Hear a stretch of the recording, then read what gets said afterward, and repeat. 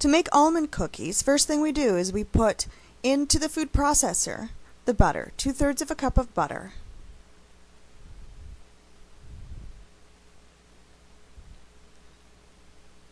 And we turn it on. You can also use a mixer or blend it by hand. The recipe calls for 2 eggs, which you crack into the food processor.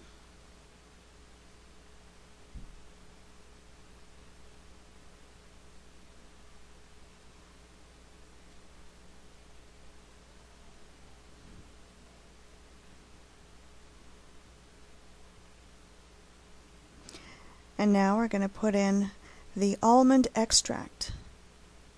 1 teaspoon of almond extract.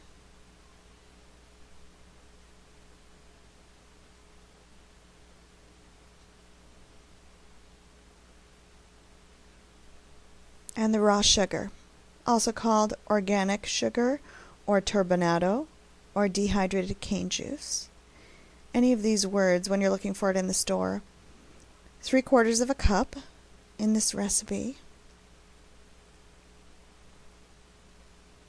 And pour it in to the food processor. And then we turn it on.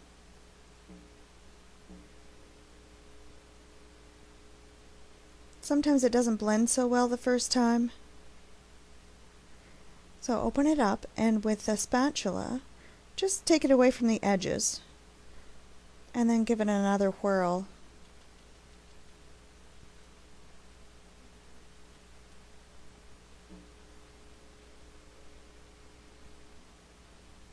Great. Now we'll add the dry ingredients. In this case, we're going to use barley flour. It is the most flavorful yet subtle of the flours that are alternative to wheat. You can also use oat flour or rye flour. I don't find that rice flour is very good to use with cookies. Somehow they get too dry. Oat flour keeps them moist, and barley flour as well. So in this case we're using barley flour and a tablespoon of baking powder, and this baking powder is from the health food store and is without any aluminum. It's aluminum-free baking powder. A little bit of salt. I already used salted butter, so in this case we're just going to add a little bit of salt.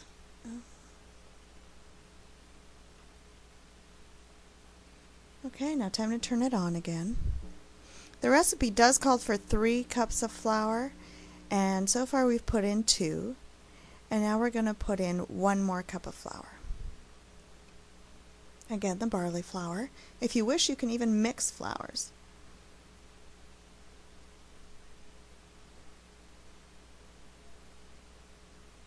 And this gives it a total of 3 cups of flour. We turn it on.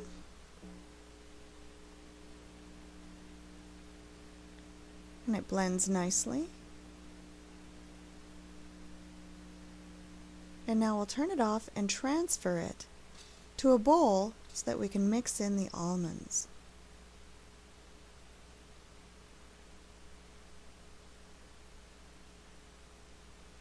There we go.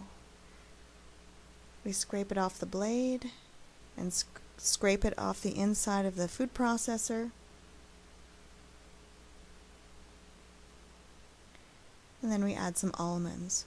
In this case, I'm putting in slivered almonds. You can put in sliced almonds. You can put in whole almonds that have been chopped by hand or chopped in the food processor before you use it to mix up the dough. There we are. Now it's all nicely mixed. And it's time to put it on the cookie sheets.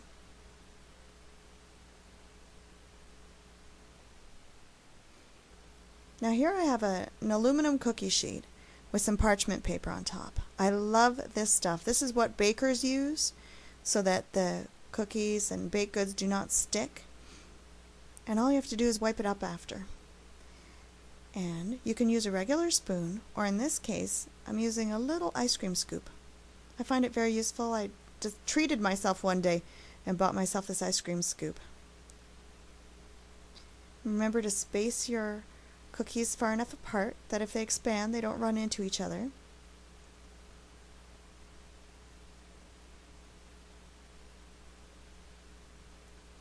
There, and now they're ready to be flattened.